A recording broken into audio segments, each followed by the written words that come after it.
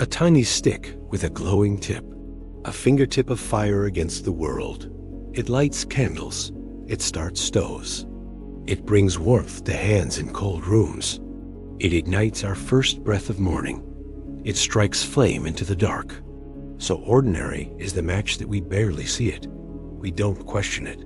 We take it for granted. But for all its simplicity, the match contains a story of fire and bone. A story of convenience born from dangerous chemistry. A story of industry and exploitation. Of brilliance turned toxic. Of Phossy jaw, the horrific industrial disease that haunted early makers. The world before the match was a world waiting for fire. Before matches, lighting a flame was laborious. You carried a tinderbox with flint and steel. You sparked a bit of tinder. You coaxed flame into life. It was cumbersome, unpredictable. Just getting a candle lit in a drafty room was an achievement. A match promised something different. A small stick that, with a simple strike, could command fire. The idea captivated the 19th century imagination. And in a society reshaped by industrialism, where efficiency was virtue, nothing seemed more desirable than controlling flame with ease. But the design that made matches easy to light would almost destroy the bodies of those who produced them. Matches, in their earliest usable form, were friction matches. They were invented in the 1820s by chemists experimenting with combustible compounds. John Walker, an English chemist, accidentally discovered that a wooden splint coated in a chemical paste would ignite when struck on sandpaper. He called these early inventions friction lights. Walker never patented his matches. He believed fire should be a public utility, not a profit. But others saw commercial promise in this invention. Companies quickly capitalized on it. Within a few years, matches were being produced on a larger scale. They were cheap. They were easy to use. They entered homes across Europe. They lit lamps. They lit fireplaces. They made everyday life warmer and brighter. The problem was in the chemistry. Inventors wanted a match that ignited reliably on any surface. So in the 1830s, the French chemist Charles Soria experimented with a new ingredient, white phosphorus. White phosphorus dramatically improved ignition. Now matches could be struck anywhere. No special surface, no complex tools. Just a simple drag on a table. But white phosphorus came with a hideous side effect. White phosphorus is extremely toxic. And in match factories, where workers handled it daily, it entered bodies through the lungs, skin, and even food. Doctors began to notice a terrifying condition among matchmakers. Their jaws began to ache. Their gums swelled. Their teeth loosened. For some, the bone of the jaw began to rot and die. This condition became known as phosphorus necrosis of the jaw, or Phossy jaw.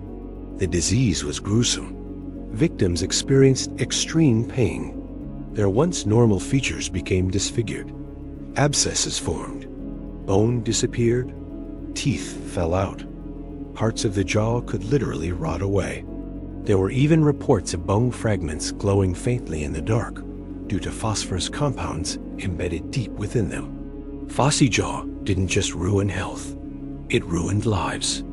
And it was entirely preventable.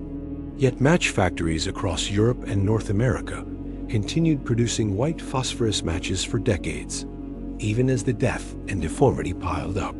In the heart of Victorian London, one of the largest match manufacturers was Bryant and May.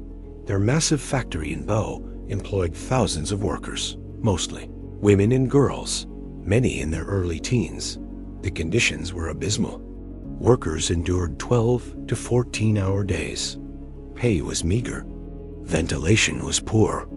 And the same room where they worked was where they ate their meals, often breathing toxic fumes with every meal. Supervisors fined employees for trivial infractions. If a worker's bench was messy, they were docked. If someone talked, they were fined. There was no clean eating area. No separation from the phosphorus-laden work air.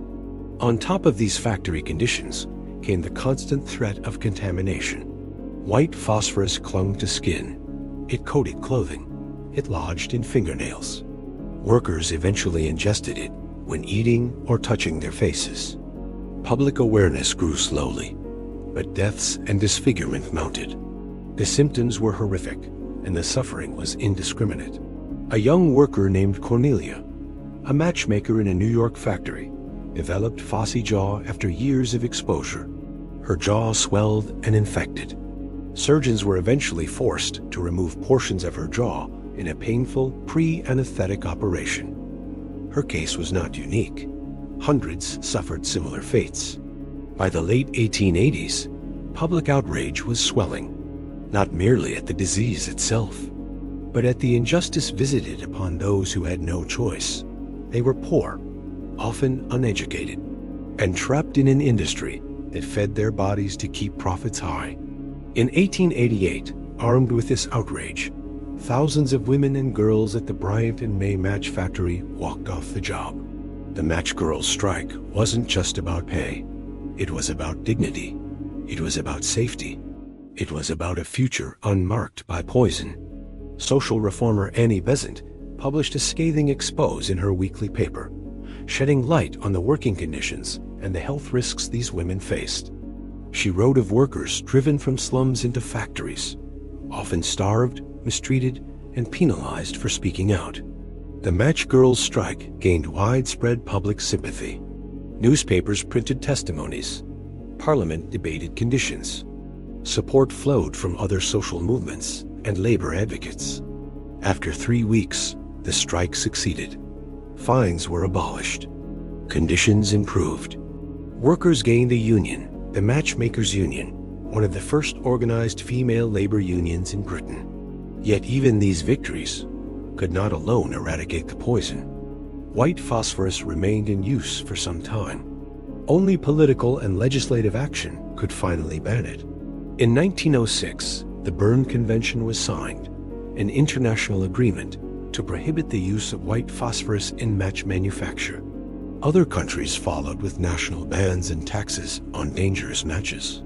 The toxic compound that had once made matches easy to ignite was finally pushed out of production. It was replaced with safer alternatives: red phosphorus on the striking surface, and then other compounds like phosphorus sesquisulfide. The result was a safer match, one that still required friction and chemical reaction, but without the devastating industrial disease attached. Matches transformed everyday life. They helped fuel exploration. They brought reliable fire to homes. They helped armies keep watch at night. Travelers relied on them. Campers carried them. Their cultural impact was broad, from literature to daily rituals. And yet, behind every flick of flame in the 19th century was a hidden human cost. The convenience of fire came at the price of rotting jaws and disfigured faces. The legacy of Phossy jaw is one of the earliest documented occupational diseases. It stands as a stark reminder of how industrialization, profit motives, and lack of safety intersected in the lives of vulnerable workers. But there's another angle to this story.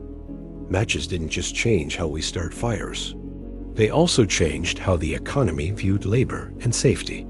The struggle of matchmakers contributed to early labor reform movements, providing momentum for broader workplace safety regulations that we take for granted today. Today, no worker makes matches under conditions that risk Phossy jaw. The disease has been eradicated. Matches are commonplace. Some carry nostalgic value, some are decorative. And yet every box of matches is an object steeped in industrial legacy. A tool born of chemical ingenuity, but tempered by human suffering. A small device with a big history. Next time you strike a match, pause, feel the spark. See the tiny flame dancing atop a slender stick. Remember that before matches were safe, they were a trade fraught with peril.